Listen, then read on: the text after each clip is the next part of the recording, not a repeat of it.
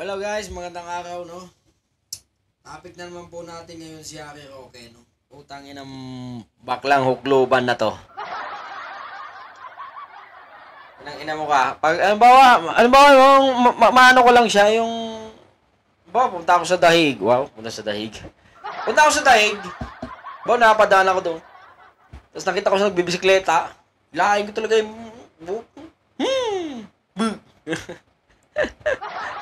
Anyway, may bago naman pong banat si Raqueta. Ha? Panoorin nga muna natin, Bagya. Weather lang yan. Bilog ang daigdig. Kaya huwag kayong maging lasing sa kapangyarihan na akala nyo never kayo magkakaroon ng pananagutan.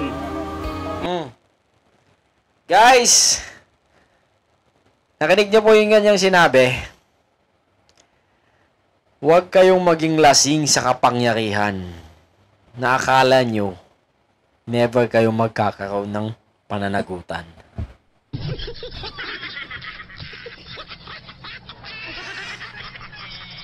Naalala kaya ni Harry Roque na 8 taon sinabi din niya kay Dilima yun. Sorry. Pardon me. Naalala kaya niya yun noong sinasabi rin ni Dilima sa kanila noong ginagawan din hindi naman, etong tao na to, hindi to ginagawan ng kaso. Kasi, totoo yung kaso. Talagang, kumbaga, merong mga ebidensya mula, ang tawag dito, akalain mo ba naman yung boyfriend niya, siya yung nagpatira dun, okay? Tapos, ando dun pa yung mga appointment letter na ano sa kanya. Sige nga, boyfriend niya yun eh. Mapagkakaila, boyfriend niya yun. Boyfriend niya yun. Sige nga. Hanggang sa inimbestigan, lumutang. Wala pang ang nun walang, nung lumabas yung mga issue na yun, yung mga unang raid, wala pang turo kay Roque, di ba? Kasi nga, wala pang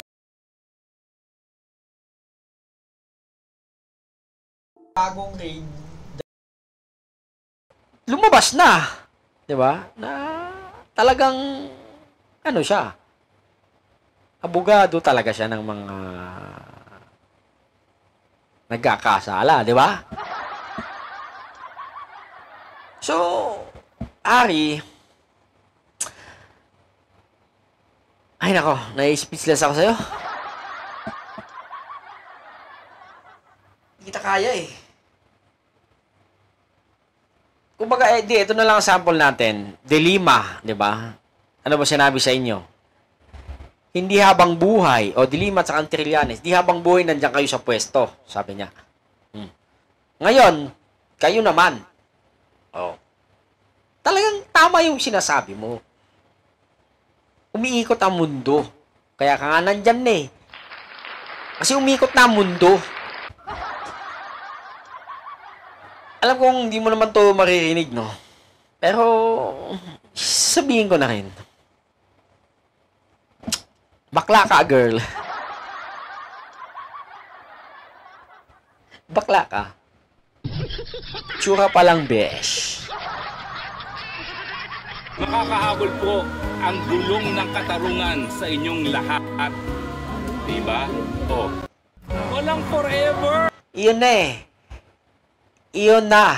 Umabot na sa inyo ang gulong ng katarungan. Kaya ka nga nandyan nagtatago eh. Kung wala ka man sanang kasalanan, mamen, kung wala ka mang ginawang mali, di sana kinaya mo si Dilima. Nandumito ka. Regardless kung makakalaya ka man o talagang pinagbintangan ka man or whatever, girl, dapat nandito ka sa Pilipinas. Dito ka humaharap Huwag mong gawing panangga ang matanda dyan. Para lang matakasan mo ang binibintang sa'yo. Ha? Ganyan din naman ang ginawa nyo kay Dilima, di ba? Oh. Oh, sabihin na lang natin, pinalaya nga ng estudyante niya. Oh. Di ba? It's unfair naman, Roque, di ba? Na nagsasalita ka dyan na may mga naning naniniwala sa'yo na sa paligid mo, mga tanga-tanga din naman yan. Na wala rin namang alam kundi manood lang ng vlog mo. Hindi nga marunong yata mag-research ng ginagawa ng gobyerno. Tignan mo yung mga nani na yan, pinagboboto yung mga tatanga-tangang Duterte. Buisit. Girl, you're the next. You're next. Believe me, you're next. Tebes is here. Tebes is on the way to the Philippine Authority. Tama ba?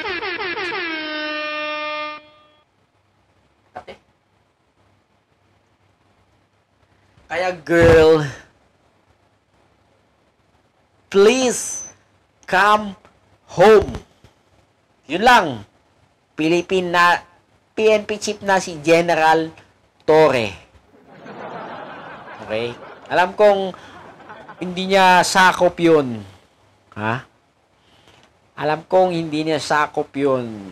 Sakop yun ng DOJ, DFA, Immigration, Interpol, or meron siyang, pero may konti lang. Kasi, may counterpart sila, international police, which is yun ang huhuli sa'yo. Girl! Paano ba yan? Wala kang live ngayong araw na to. So, ginagawa mo na siguro yung mga legal remedies mo para madalihin ng inyong asylum, man. So, yun lang. That's it for this video. Like, comment, and subscribe. Hanggang sa muli. Magandang araw po sa atin lahat. Adios.